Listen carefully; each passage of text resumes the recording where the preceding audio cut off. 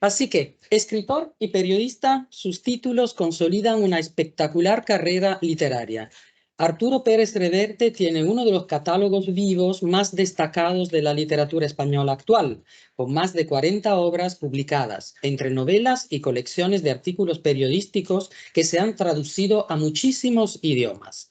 A partir de la publicación de su primera novela, El Húsar, de 1986, se dedica a la literatura, pero durante 21 años, entre 1973 y 1994, trabajó como reportero de guerra de prensa, radio y televisión, cubriendo informativamente los conflictos internacionales. Fue reportero en el diario Pueblo y especialista en conflictos armados en los servicios informativos de televisión española. Fermo qui, sì. no? È scrittore e giornalista con una carriera letteraria spettacolare, ha al suo attivo un catalogo fra i più illustri della letteratura spagnola, con oltre 40 opere pubblicate fra romanzi, raccolte di articoli giornalistici che sono stati tradotti in moltissime lingue, a partire dal primo romanzo, L'Ussaro, dell'86, si è dedicato alla letteratura, però precedentemente per 21 anni, tra il 73 e il 94, aveva lavorato come reporter di guerra per la stampa, la radio e la televisione, coprendo i conflitti internazionali. È stato reporter per il quotidiano Pueblo, specialista in conflitti armati per TVE, la televisione spagnola. Come inviato speciale, Arturo Pérez Reverte ha coperto, fra altri conflitti, le guerre in Cipro, Libano, Eritrea, Sahara, Malvinas, El Salvador, Nicaragua, Sudán y Angola. Como enviado especial, Arturo Pérez Reverte ha cubierto, entre otros conflictos, las guerras de Chipre, Líbano, Eritrea, Sáhara, Malvinas, El Salvador, Nicaragua, Sudán y Angola. Los últimos conflictos que ha vivido de cerca son la Revolución de Rumanía de 1989-90, la Guerra de Mozambique de 1990, la Guerra del Golfo 1990-91, la Guerra de Croacia 1991 y la de Bosnia 92, 93 y 94. Desde 1991 escribe una página de opinión en XL Semanal que se distribuye simultáneamente en 25 diarios españoles y que se ha convertido en una de las secciones más leídas de la prensa española, superando los 4.500.000 lectores. Gli ultimi conflitti che ha vissuto da vicino sono la rivoluzione in Romania 89-90, la guerra in Mozambico 90, la guerra del Golfo 90-91, la guerra in Croazia 91, la guerra in Bosnia 92, 93, 94 e dal 91 ha un editoriale sul giornale XL Semanal distribuito simultaneamente da 25 quotidiani spagnoli, 25 quotidiani spagnoli, e che è diventato una delle sezioni più lette della stampa spagnola, con oltre 4.500.000 lettori.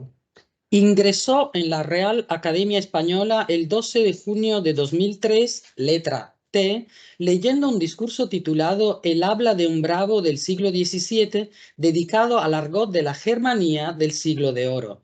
En 2016 fundó la revista literaria Senda, inspirada en la novela El prisionero de Senda, del escritor británico Anthony Hope Hawkins, y en 2019 creó el sello editorial Senda Aventura, que publica novelas con prólogo del autor e ilustraciones de Augusto Ferrer Dalmau. Fue nombrado duque de Corso y real maestro de esgrima por King Xavier I, es decir, Javier Marías, en el reino de Redonda. Ha fatto il suo ingresso alla Reale Accademia Spagnola il 12 giugno del 2003, poltrona D, ed è entrato con un discorso intitolato El habla di un bravo del siglo XVII, il discorso di un bravo del secolo XVII, dedicato all'argot del secolo d'oro. Nel 2016 ha fondato la rivista letteraria Zenta, ispirata al romanzo Il prigioniero di Zenta del 94, che lo scrittore scusate, 1894 dello scrittore britannico Anthony Hopkins, e nel 2019 ha creato il marchio editoriale Zelda Avventura, che pubblica romanzi con prologo dell'autore e illustrazioni di Augusto Ferrer Dalmau. È stato nominato Duca de Corso, Duca di Corsareria e Real Maestro de Esgrima, Real Maestro di Scherma, da Sua Maestà Javier I, cioè Javier Marías, nel Regno di Redonda. Bien, bueno, ahora ya tras esta breve presentación, si te parece, Arturo, empezamos a hacerte algunas preguntas, tanto Federica como yo. Bueno, la primera es una pregunta que con toda seguridad te hacen siempre. O sea, la relación entre periodismo y narrativa. Yo en concreto, para nuestras chicas y nuestros chicos de aquí, te quisiera preguntar si hay una anécdota o un episodio que nos quieras contar que te hizo hacer el clic, digamos, el cambio, ¿no? Si tuviste una vivencia que proporcionó ese cambio, o el final de ese cambio, porque claro, el proceso fue largo, me imagino, ¿no? Y gradual. No, no hubo ningún clic. Ah, vale. Fue una transición gradual y in cierto modo natural. Non c'è stato nessun click, è stata una transizione graduale, io direi naturale. Io penso in una biblioteca, una biblioteca pensavo, io sono mio padre. Io sono cresciuto in 2 biblioteche, dei miei genitori e dei miei nonni. I figli mi hanno letto. E sono stato innanzitutto un lettore. Io al mondo a versilo. Che poi se n'è andato nel mondo per capire se quello che aveva letto era vero, era fiction. Nel mondo è stata cosa che c'era. E nei 21 anni ho visto il mondo e ho raccolto cose da mettere nello zaino. La letteratura letta mi aiuta a comprendere. La letteratura letta mi ha aiutato a capire. La guerra, il soffrimento della gente. La guerra, l'orrore, il dolore e la sofferenza delle persone. Viene affittato le forme differenti sino che sia eventualmente diverso. Mi avrebbero coinvolto in maniera diversa se non fossi stato lettore prima. Certo. I libri mi hanno aiutato a digerire molte cose. In ese processo, in ese largo processo di libri, E in questo lungo processo di vita fui adquiriendo una mirada que no podía reflejar en mis artículos, en ese mismo reportaje. ho acquistato uno sguardo che non potevo riversare nei miei articoli per la stampa. Surgió la necesidad de desarrollar otro soporte para dar salida a esa información que he ido acumulando en los últimos años.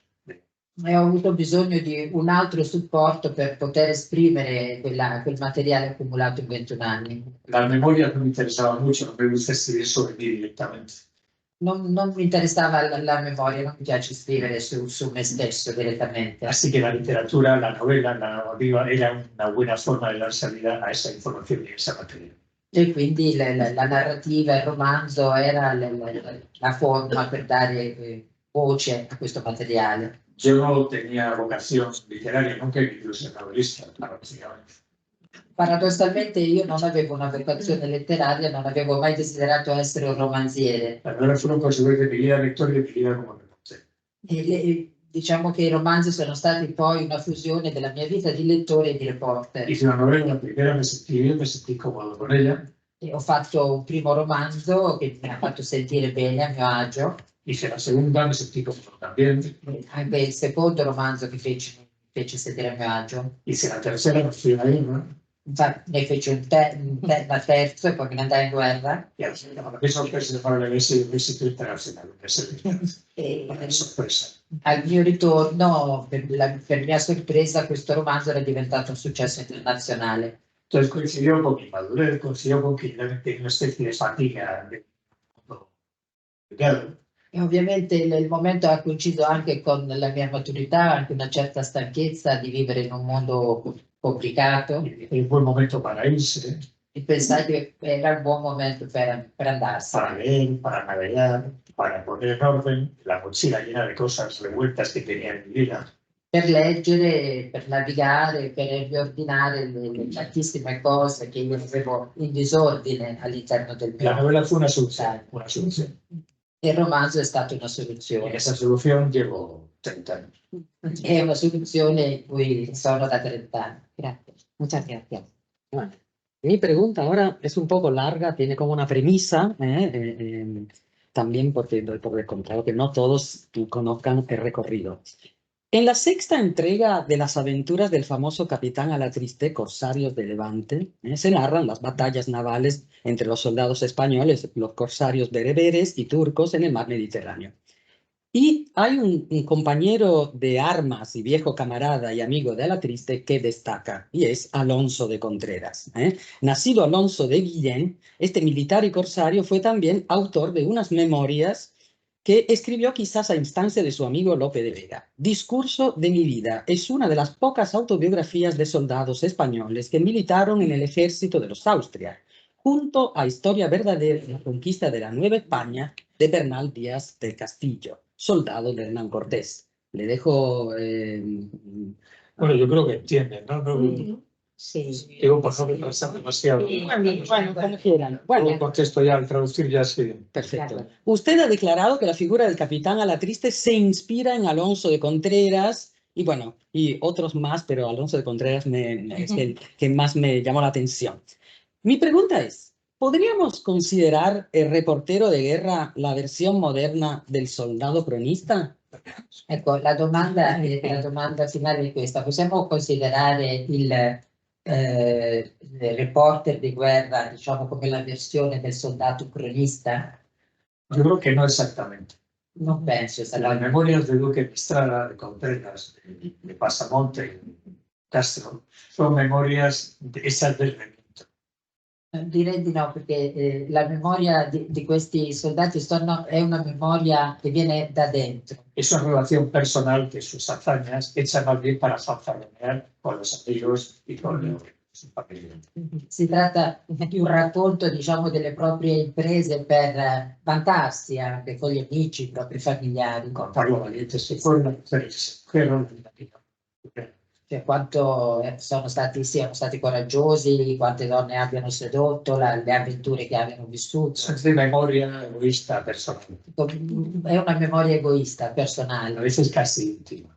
quasi intima talvolta. Mientras que el reportero, o al menos el reportero que yo era o que yo intentaba ser, Mentre il reporter, o perlomeno il reporter che io volevo essere, se limitaba a contar los hechos, a decir, esto es lo que hay, lo contaba desde fuera. si limitava a raccontare la realtà, diceva questo è quello che succede da fuori. Hablo siempre de mí, del tipo de reportero que era. Naturalmente parlo di me, di chi ero io. Yo y mi generación de reporteros, yo y mi generación, mis compañeros de mi época, reporteros, Sì, io la generazione dei reporter della mia epoca, i miei colleghi, éramos profesionales.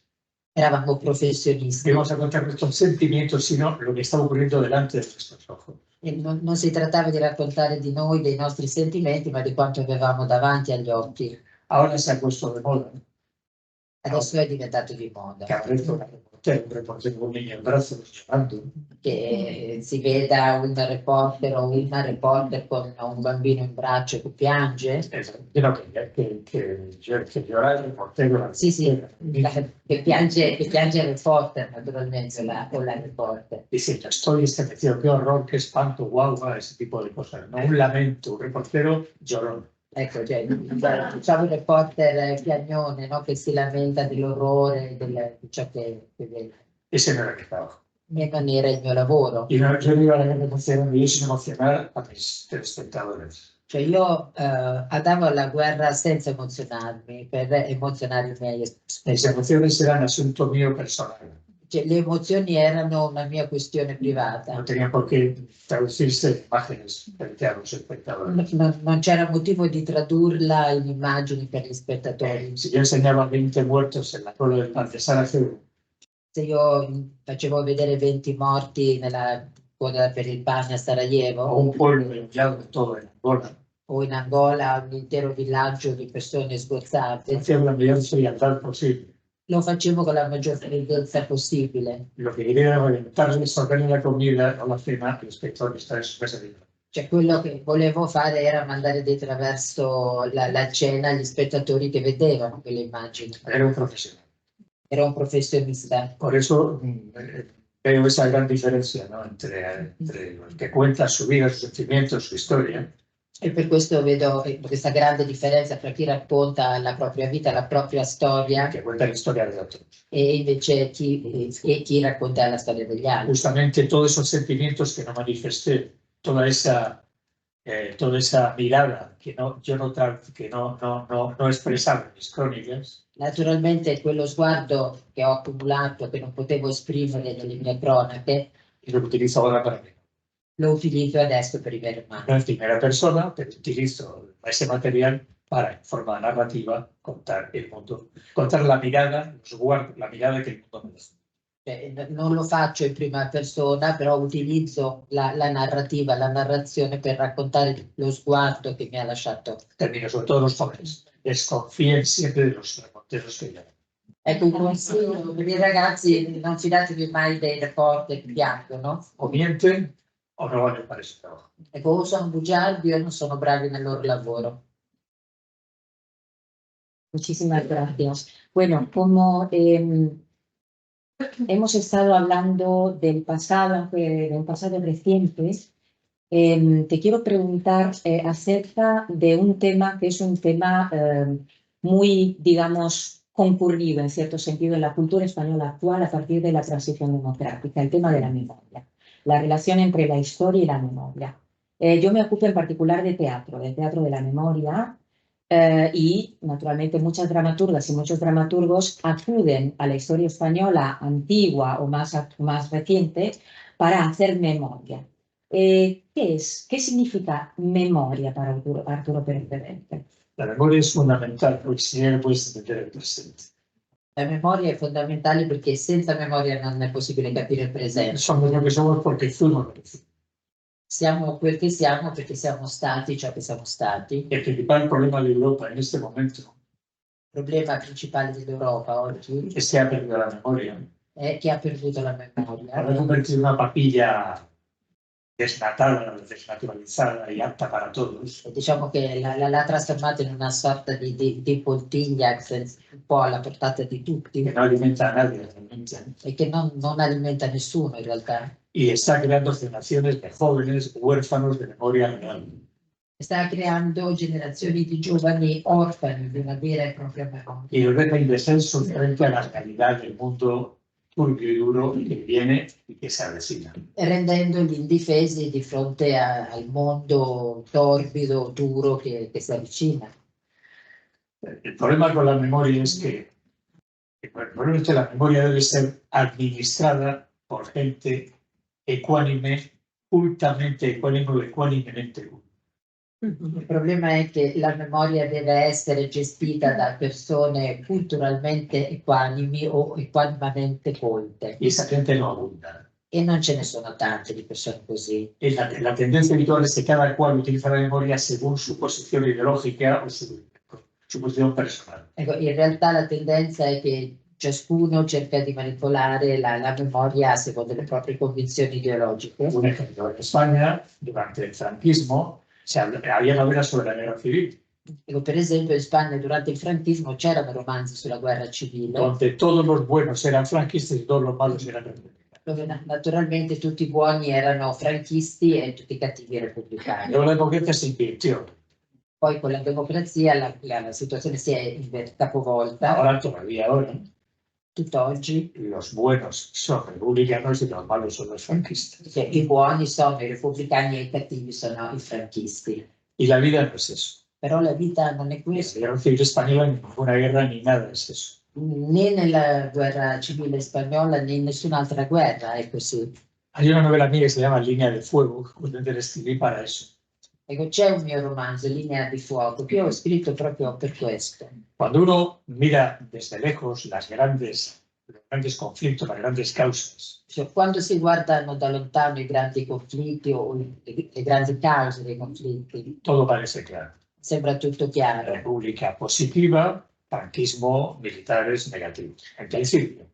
burdamente explicado. In linea di principio, insomma, i repubblicani sono i buoni e i franchisti sono... Más próximo, Ucrania. Putin malvado, Zelensky bueno.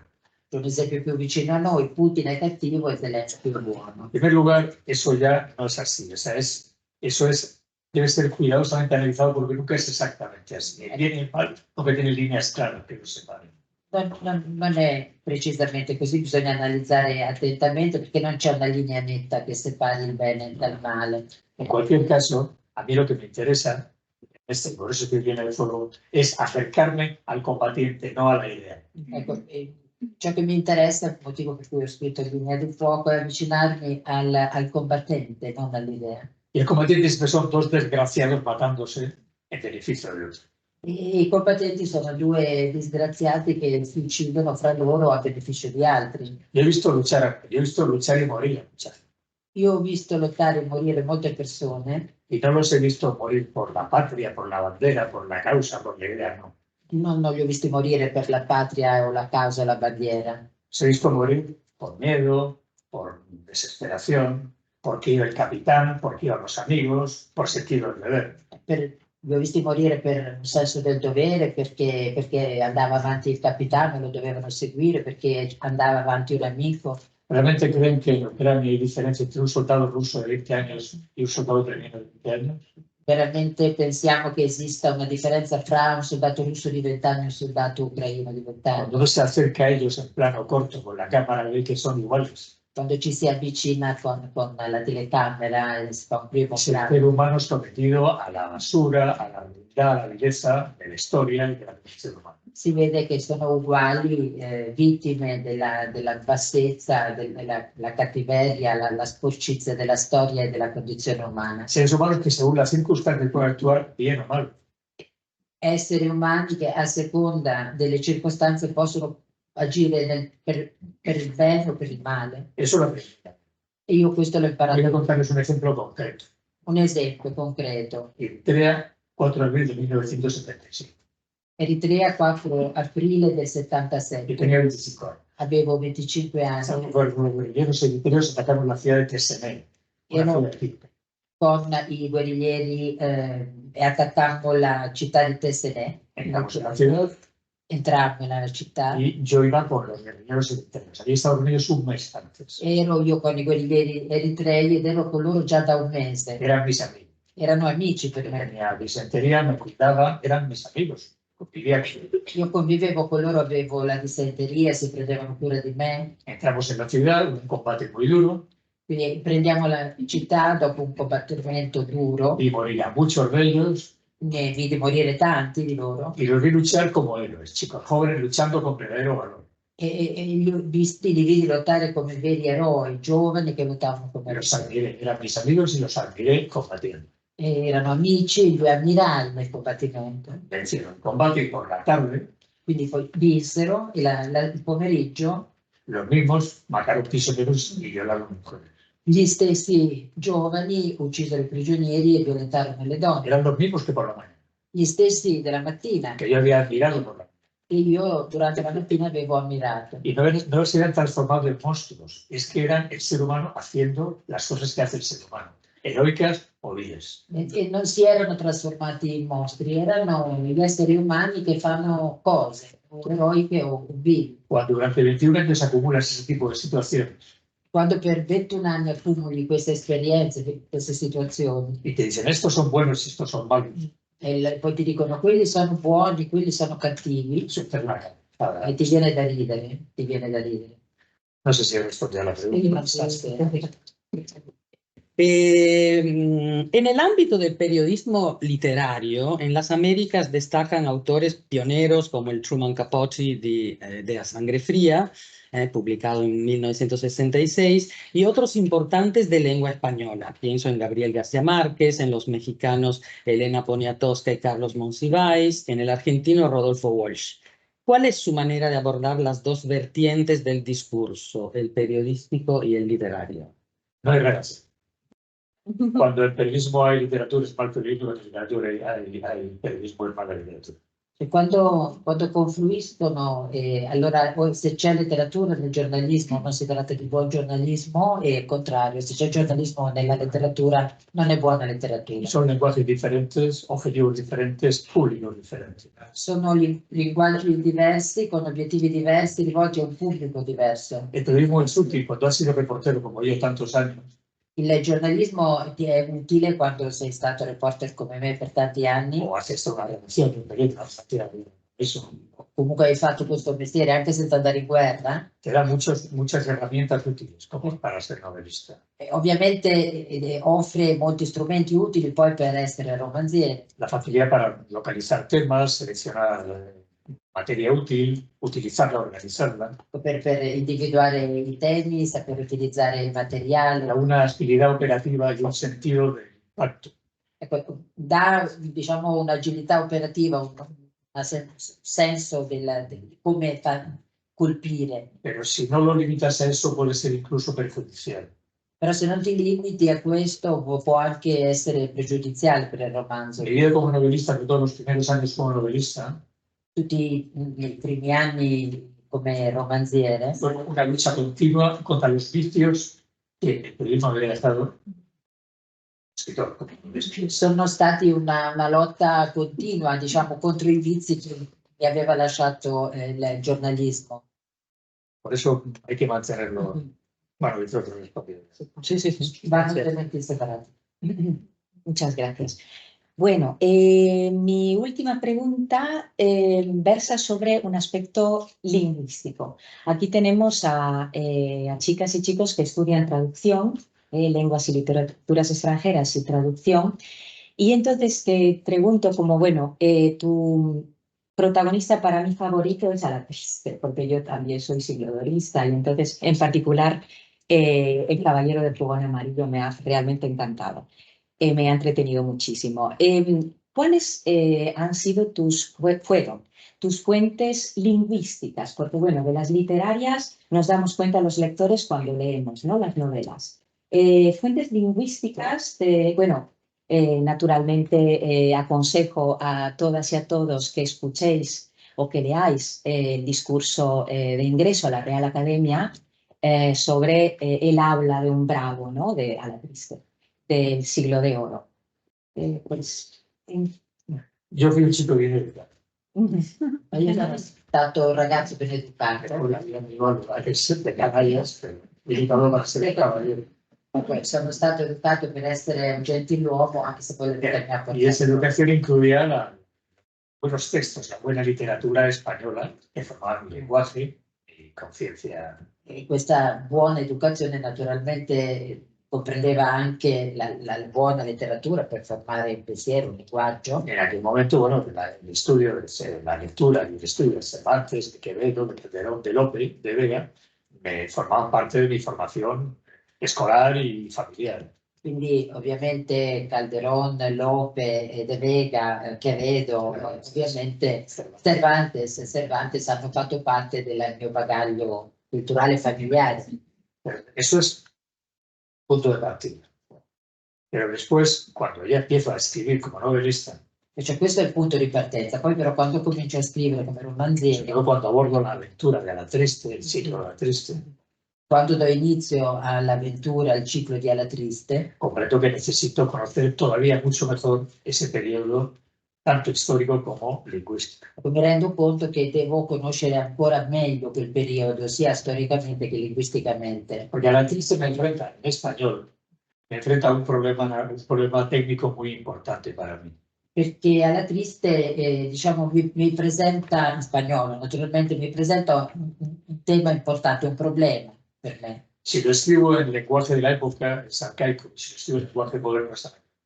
Ecco, se lo scrivo nel linguaggio dell'epoca diventa arcaico, anacronistico se lo scrivo nel linguaggio attuale. Debía encontrar un lenguaje intermedio, una fórmula mixta en la cual el lector moderno Cioè, dovevo incontrare una miscela, una formula mista in cui il lettore moderno leyese sin dificultad, leggesse senza difficoltà, pero que le diese un aroma, notase de fondo un aroma clásico. però con diciamo un sottofondo classico di cui il lettore si rendesse conto. Somos siempre visos un trabajo sistemático, muy serio, con glosarios, un trabajo de verdad, antes de escribir la primera novela. Quindi si è trattato di svolgere un lavoro molto rigoroso prima di cominciare a scrivere il primo romanzo con elaborazione di glossari, un lavoro molto rigoroso. De todas formas, esto me lleva a una cosa que quiero decir muy breve. Quizá aquí haya algún chico que quiera escribir o que guste escribir o que quiera ser novelista quiera mandar. Dirò una cosa brevemente, se qui ci fosse qualche giovane intenzionato ad essere... También hay novelistas, ¿eh? Aquí en También, la sala. quizá compartan entonces mi punto de vista. Quindi per i futuri romanzieri o per quelli che già ci sono, voglio dire una cosa brevemente. Y es que para ser un escritor europeo occidental hoy, Per essere scrittore europeo occidentale oggi, escritor de novelas o de juegos, o escritor, un narrador, un narratore di romanzi, videogiochi, serie televisive, hay tres bases fundamentales que son imprescindibles. ci sono 3 pilastri indispensabili. Están también, bueno, culturas, por supuesto, multicultural, China, Japón, África, todo lo que digamos, todo lo que es el mundo global de hoy. Esiste ovviamente il mondo globale, l'Africa, la Cina, l'India, Pero sosteniendo por debajo todo eso el mundo narrativo de un escritor actual, moderno, europeo, occidental, però per oggi uno scrittore moderno, en mi occidentale, opinión hay tres puntos, como digo, básicos. diciamo, ha 3 pilastri di riferimento. Uno es lo de la cultura mediterránea, griega, latina, la Biblia, el mundo, ese Mediterráneo del que venimos todos, donde nace todo. Innanzitutto la consapevolezza di dove veniamo, il mondo latino, mediterraneo, El ser occidental, la Biblia, nuestro Homero, Virgilio, la Bibbia, Omero, Virgilio, los filósofos griegos, bueno, Seneca, eso. i filosofi, El mundo clásico. il mondo classico. De ahí venimos. Veniamo da Sin lì. eso no podemos interpretar para nada. Sin eso somos huérfanos. Senza questo bagaglio siamo orfani del presente. Después está la segunda base, que enlaza, por eso me voy a acordar decir esto, enlaza con la pregunta. E poi c'è il secondo pilastro che mi ha suggerito la domanda Si dell'inizio. uno escribir es manejar herramientas operativas, técnicas eficaces. Ecco, scrivere significa maneggiare strumenti tecnici narrativi efficaci. El lenguaje no es un más, un aspecto estético, el lenguaje es una. Il linguaggio non è diciamo, un concetto estetico, è uno strumento vero e proprio. Cuanto más eficaz, más limpia y mejor corte ese cuchillo, mejor novelista será. Quanto più efficace sarà il linguaggio, più tagliente quel coltello, migliore sarà il Todo romanzo. aquello que lo perturba, que lo complica, que lo enturbia, que lo dificulta, es un pecado original. Tutto ciò che complica il linguaggio, lo inquina, lo rende opaco, è il peccato originale. Sin volver la espalda al mundo actual, evidentemente un novelista debe también ser fiel a sí mismo. Ecco, senza dare le spalle al mondo attuale, un romanziere deve comunque restare fedele a se stesso. Lo políticamente correcto está muy bien para una conversación social o para una clase, pero no para una. Il politicamente corretto va molto bene per una conversazione, per una lezione, ma non per scrivere Hay romanzi. cosas que no se pueden hacer. Non si può fare questo all'interno di un romanzo. Me estoy desviando, vuelvo a. Entonces, quiero decir que me estoy desviando. Sì, scusatemi, stavo diciamo svicolando altro. La herramienta se llama la lengua que tenemos. Lo strumento è la lingua. La mía, la española, castellana, la de ustedes la italiana.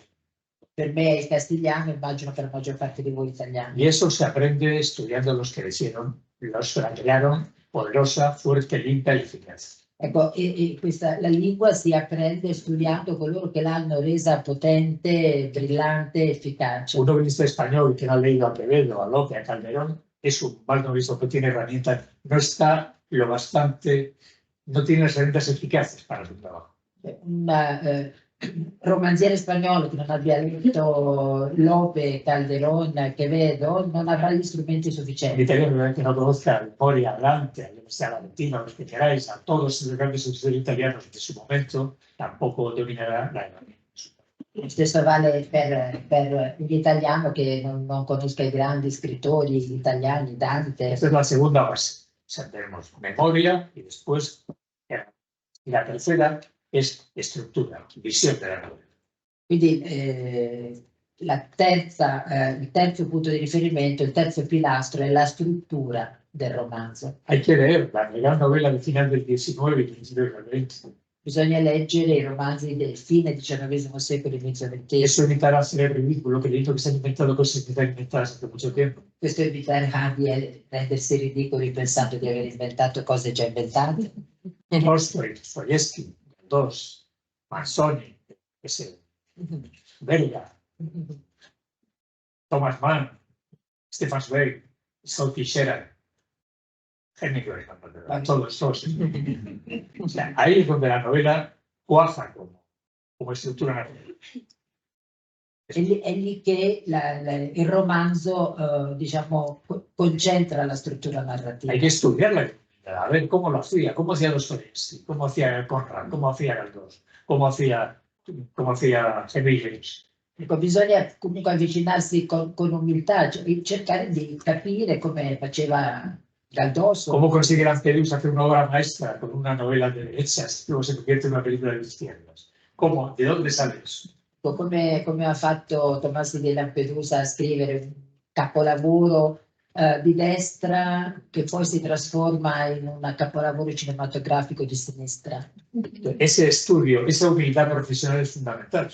Ecco, questa umiltà professionale è fondamentale. Tú puedes ser el más chulo, el más arrogante del mundo, no pasa nada, eso es la vida.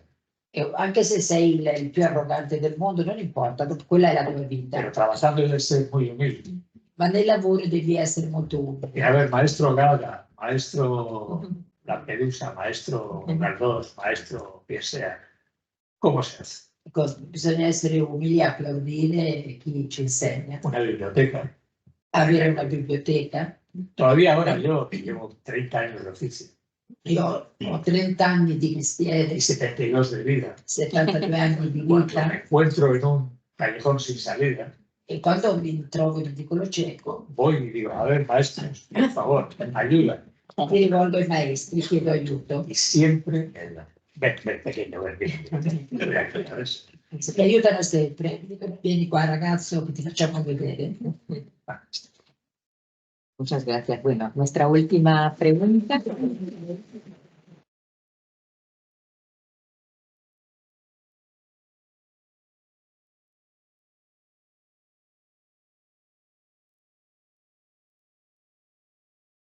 No, pero así, te la hago igual. El problema final de 2023, su última novela, es a partir del título un explícito homenaje a su tocayo, Sir Arthur Conan Doyle, y a su personaje más famoso, Sherlock Holmes. También en sus otras obras hay mucha referencia a otros autores de distintas épocas y no solo de la literatura de lengua española. ¿Qué tipo de lector es Arturo Pérez Reverte? Es un lector depredador. Poi è un predatore, un lettore predatore. Soy un buen lector y yo soy un buen lector. Yo no sé si soy buen novelista, pero soy un buen lector. Io sono un buon lettore. Yo soy un buen lector que accidentalmente escribe novelas. Un buon lettore, un bravo lettore che accidentalmente scrive. Antes que soy lector. Anzitutto Que lettore. lo sigo siendo. Continuo ad essere Que lettore. llevo libros en los bolsillos, en los hoteles, en las maletas, en todas partes, que me paro y leo todo lo que puedo en donde voy. Leggo continuamente, mi porto i libri dappertutto, leggo ogni volta che posso. Un lector, un novelista que deja de leer, un novelista que deja de mirar el mundo, que se cierra en su visibilidad. Un romanziere che smette di leggere, di guardare il mondo e si richiude in se stesso.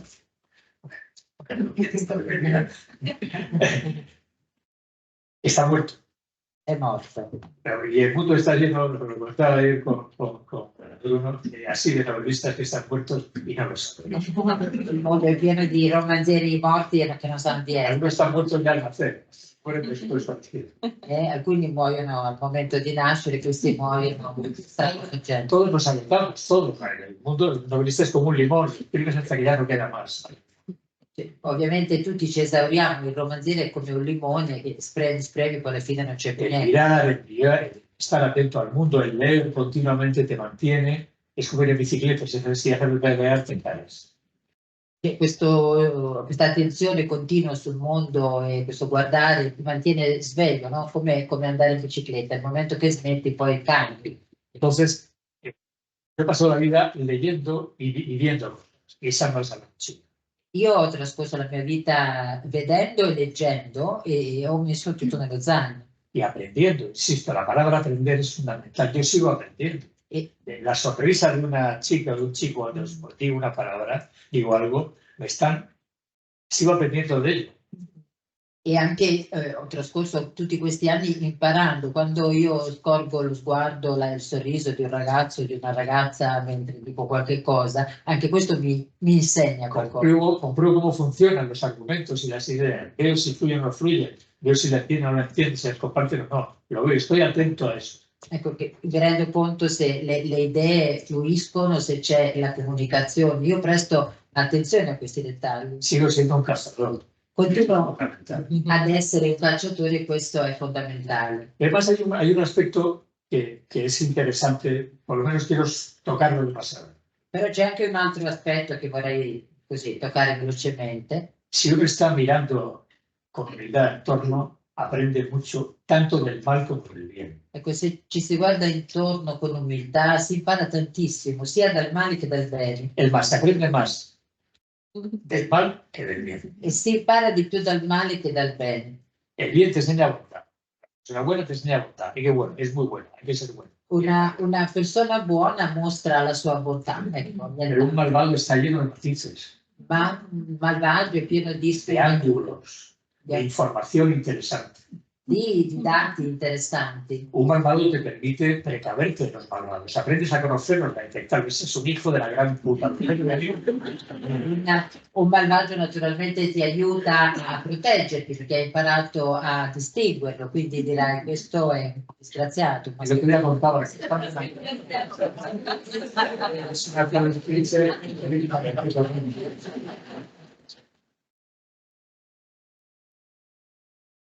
Estaba recordando el otro día, Hola, los años 70, final de los 70. Cioè, mi stavo ricordando l'Angola alla fine degli anni 70 con amici. Yo estaba en un lugar perdido del mundo, Ero in un luogo dimenticato del mondo, pueblo perdido en la selva, nella selva, con guerrilleros. con i guerriglieri. Estábamos ahí en una especie de hotel, allí en un bar, viendo cerveza caliente. E eravamo intorno a una birra calda al bar. En la habitación de al lado había un mercenario portugués llamado Fernando, E nella stanza accanto c'era un mercenario portoghese, il tale Fernando, que estaba torturando a un enemigo. che stava torturando un nemico Y esa es la información de Internet. e da cui voleva trarre informazioni. Porque bebiendo cerveza habíamos gritar a torturar. Noi bevevamo la birra e sentivamo gridare il Y al torturato. rato Fernando llegó todo sudando, era un tipo pequeño, con bigote, fuerte, sudando todo, lleno de sudor. E Fernando è un tipo tarchiato, coi baffi, arriva tutto sudato, Y dio una cerveza, gli offro una birra. Ahora, buenas conciencias, entonces le habían dicho, malvado, que fallo, esto con torturas, eso no está bien. Ecco, diciamo, la buona coscienza avrebbe voluto che gli dicessi cattivo, che cosa stai facendo? En mitad de la selva me he dicho un mercenario portugués que era un malvado. Ecco, dire a un mercenario portoghese in mezzo alla foresta che era un malvagio. Estoy seguro. Non sicuro? Seguro de que lo haría. Sicuramente Ahora somos todos. Adesso siamo tutti molto Ahí bravi. estaba en la selva, no sé, no había. Però eravamo nella foresta e eravamo da soli, Así que le pagué una cerveza. quindi gli ho pagato una Le birra. pagué 6 cervezas. Sei? Y le pregunté E gli ho fatto domande por lo que estaba haciendo. su ciò che stava facendo. Y Fernando, justo a mirar la barra, con naturalidad absoluta, E lui, appoggiato alla barra, con la massima naturalezza, me contó lo que hacía, por qué lo hacía y cómo lo hacía. mi raccontò che cosa faceva, come lo faceva e perché lo faceva. Y gracias a las 6 cervezas aprendí mucho sobre el mal que no había aprendido nunca allí. E grazie a quelle 6 birre ho imparato tantissimo sul male. Que los inteligentes hablan antes de los tontos. Che le persone intelligenti parlano prima delle persone stupide. Que un inteligente lo dejas imaginándose lo que le espera y él solo se tortura. E se No hay ni que tocarlo. una persona intelligente viene lasciata da sola, si tortura da sola pensando a che cosa l'aspetta, non c'è bisogno neanche di toccarla. L'ultimo che si chiama, Invece che la persona semplice deve essere forzata perché non ha immaginazione. Y, pero si le aprietan mucho, lo matan y entonces ya no te sirve de nada. E anche però non bisogna esagerare perché altrimenti lo uccidi e non ti serve più a niente. Eso lo contó Fernando con absoluta naturalidad. E questo Fernando me lo raccontò con la massima Era su naturalezza. trabajo hacerlo y yo escucharlo. Il suo lavoro era fare quello e il mio ascoltarlo. Y ese día aprendí más sobre el ser humano que muchos años en Madrid o en casa. E quel giorno ho imparato molto di più sugli esseri umani che non a casa mia o a Madrid. Mi vida está llena de Fernando.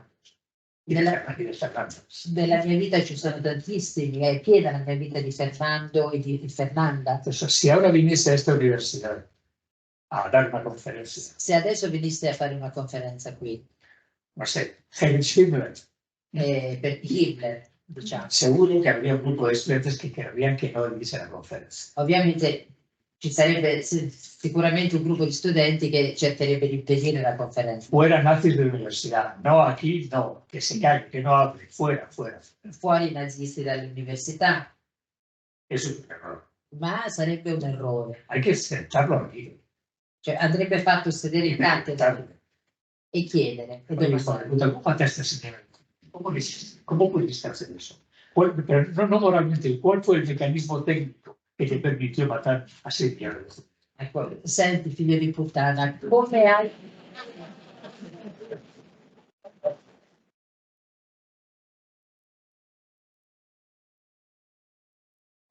ammazzato 6 milioni di ebrei? Ma non la domanda non di tipo morale, ma domanda di tipo tecnico. Conocer el mal es importantísimo para sobrevivir al mal. Ecco, è fondamentale conoscere il male anche per potergli Y sopravvivere. después, cuando ya ha hablado, lo saquéis al padre y le deis una paliza, o lo matáis, o lo apuñaláis, o lo colgáis en más tarde. Ecco, poi dopo che ha parlato, allora sì, può essere portato fuori, impiccato, ammazzato, Pero hay que escuchar.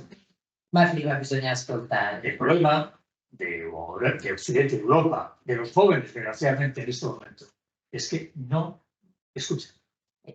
Però ecco, prima bisogna ascoltare, il problema in Europa è che i giovani in questo momento non vogliono Y ascoltare. aseguro que escuchar es la mayor fuente de conocimiento que se puede tener. E ascoltare vi assicuro che è la fonte più preziosa di conoscenza che si possa avere. Y además os digo una cosa, una cosa que he puesto esta mañana, que dice ayer en la universidad, ¿dónde fue ayer? En presencia, no, antes de ayer, en Pordenone, y hoy he puesto un tweet esta mañana. E adesso dirò una cosa che ho già detto a Pordenone 2 giorni fa e che oggi ho twittato. Los jóvenes vais a vivir en un territorio mucho peor que el nuestro. Ecco, voi giovani vivrete in un territorio molto peggiore del nostro, Territorio hostil y peligroso, ostile e pericoloso, lleno de malvados y de tontos. pieno di malvagi e di stupidi, Muchos más estúpidos que malvados. Mucho más. molti più stupidi che malvagi. Pero el problema es que el malvado, en contacto con el estúpido, se vuelve, pero el estúpido, en contacto con el malvado, se vuelve malvado. Il problema è che gli stupidi a contatto con i malvagi diventano malvagi. Mira las redes sociales, cómo están. Ecco, basta guardare i social, no? Entonces, la cultura, los libros, el conocimiento, el escuchar, el mirar, La cultura, quindi l'ascolto, l'osservazione, permiten intentar identificar de lejos a los estúpidos y a los malvados. permettono di identificare da lontano sia i malvagi che gli stupidi Defenderse o atacarlos. e permettono di difendersi da loro, di attaccarli. Sin cultura, sin libros, sin conocimiento del mundo, sin escuchar, Senza libri, senza cultura, senza conoscenza del mondo, senza ascoltare, somos víctimas de los malvados y cómplices de los tontos. siamo vittime dei malvagi e complici degli stupidi. Y ya está. Ecco.